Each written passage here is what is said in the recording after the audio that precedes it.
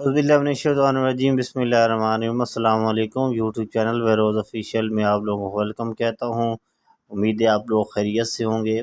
और सबसे पहले मैं कंग्रेचुलेशन कहता हूँ उन लोगों को जिन्होंने मेरे साथ टेस्ट दिया है और वो जो है अभी जॉब कर रहे हैं, लेकिन मेरा जो है वो कॉल लेटर नहीं आया। बहरहाल फिर भी कंग्रेचुलेशन उनको।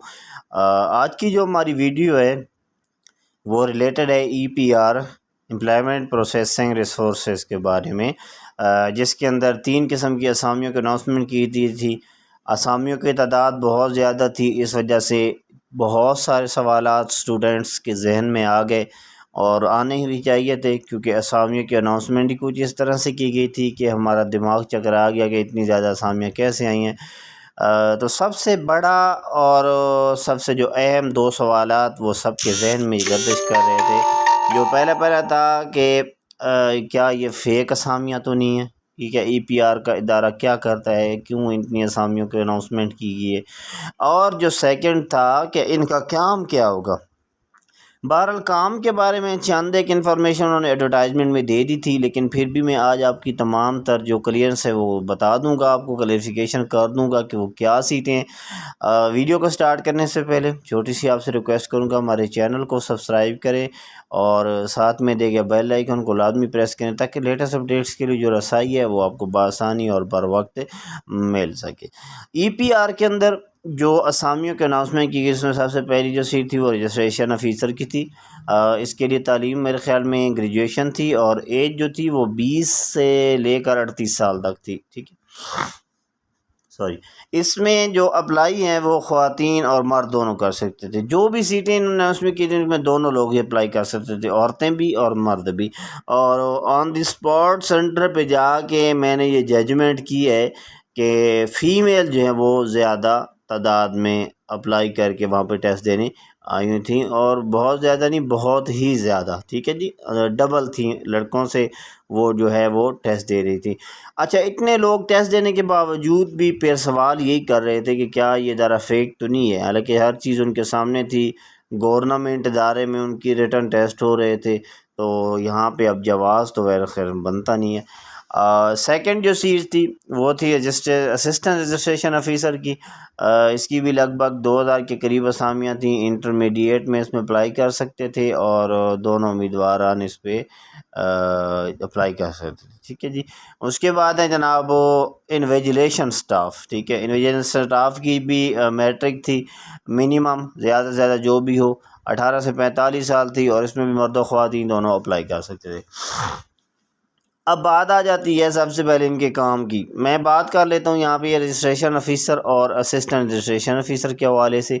सॉरी, इनकी तफसीलात में जाने से पहले हम ज़रा इस इदारे की डिटेल निकाल लें, इदारे का फंडा निकाल लें कि इस इदारे में ये इदारा क्या है, जो है इस इदारे का मकसद क्या है, ये क्या चीज़ है, इसमें हम क्यों अप्लाई कर रहे हैं और ये सीटें इतनी क्यों होना चाहिए, इसका क्या करना है हम लोगों ने, ठीक है? तो इसके बारे में मैं आपको एक सेकंड बताता हूँ। हाँ जी, ये जो EPR का इदारा है ये बाकायदा तौर पर 2021 में इसको जो है ना वो लॉन्च किया गया था, ठीक है जी। 2021 में इसकी अनाउंसमेंट की गई थी, गवर्नमेंट के तहत था लेकिन प्राइवेट है, और इसका जो हेड ऑफिस है वो इस्लामाबाद में है, ठीक है जी। और इसके जो दफातर हैं वो सब सूबों में हैं। ये नहीं कि हम कहेंगे जी कि पंजाब में, ये ओवरऑल पूरे पाकिस्तान में काम कर रहा है। इसका मकसद क्या है कि EPR का जो मकसद है ना, हुकूमत के जो निजी इदारे हैं, ठीक है, और जो उम्मीदवार हैं उनके दरमियान इसने राब्ता कराना, उनको कनेक्ट करवाना है, ठीक है जी। रोज़गार की फराहमी के लिए किसी भी इदारे में सीटें आएंगी, ये उन लोगों को उस इदारे के, यानी जिस तरह के हम कह दें कि PPSC या FPSC, ये वही चीज़ है, ठीक है जी। ये वही सेम चीज़ है, तो उसको आपने वो साइट पे नहीं जाना। ये जिस तरह हम PPSC पे अप्लाई करते हैं तो जाहिर सी बात है PPSC में हर तरह के ऑफिसर भी होते हैं, डेटा एंट्री वाले लोग भी होते हैं, टेस्ट देने वाले भी, लेने वाले भी होते हैं। तो इस हिसाब से ये वही एक किस्म की आप कहते हैं ऑर्गेनाइजेशन है PPSC के थ्रू की तरह ही, कि जो हम लोगों को अपॉइंट करेगी अपने अंदर, اور پھر ہم لوگ اس آرگنائزیشن کے لیے کام کریں گے نئے لوگوں کو اور اداروں میں جانے کے لیے. For example E P R کے اندر جیسے کہ پی پی ایس سی کے اندر سیٹ آتی ہیں جونیئر کلرکس کی، تو جب ہم ٹیسٹ دینے جاتے ہیں وہاں پہ ہمارے اوپر سٹاف ہوتا ہے، تو وہ کوئی سرکاری سٹاف نہیں ہوتا، وہ پی پی ایس سی کا اپنا سٹاف ہوتا ہے. ٹھیک ہے، تو یہ وہی سٹاف ہم بھرتی ہو رہے ہیں. آگے ہم نے نیکسٹ ایئر یا اس کے بعد جو بھی سیٹیں آئیں گی، تو ہم نے جن لوگوں نے ہمارا ای پی آر کا ٹیسٹ لیا ہے وہاں پہ کھڑے ہو کے ٹیسٹ لینا ہے. ہم نے کچھ ہم میں سے دوست ہوں گے جو آفس میں بیٹھ کے کام کریں گے، کچھ ہم میں سے دوست ہوں گے جو گھر بیٹھ کے کام کریں گے.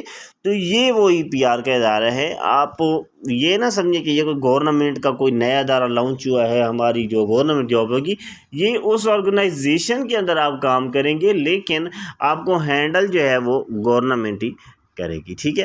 اچھا، رجسٹریشن آفیسر اور اسسٹنٹ رجسٹریشن آفیسر جو ہے یہ انہوں نے بتایا ہے کہ یہ لوگ گھر بیٹھ کے کام کریں گے. لیپ ٹاپ ان کے پاس ہوگا، جیسے ہی کوئی لوگ اپلائی کریں گے ان کے ڈیٹا یا فکس کرنے کے لیے، فائلیں بنانے کے لیے، یہ سارا سسٹم جو ہے وہ رجسٹریشن آفیسر اور اسسٹنٹ رجسٹریشن آفیسر کریں گے. ٹھیک ہے.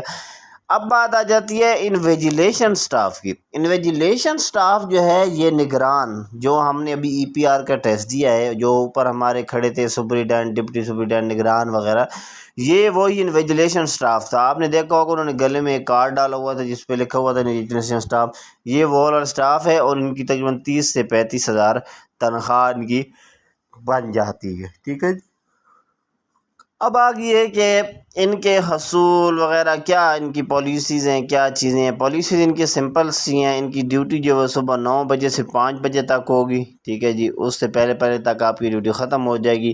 اور تقریباً ان کی جو ہے اسسٹنٹ رجسٹریشن آفیسر اور رجسٹریشن آفیسر کی جو سیلری ہے وہ تقریباً 45 سے 50 ہزار کے درمیان ہوگی. ٹھیک ہے جی. اور اس کے بعد جو انویجیلیشن سٹاف ہے وہ میں نے آلریڈی آپ کو بتا دیا ہے کہ 35 ہزار کے تقریباً لگ بھگ ان کی سیلری ہوگی. ٹھیک ہے جی.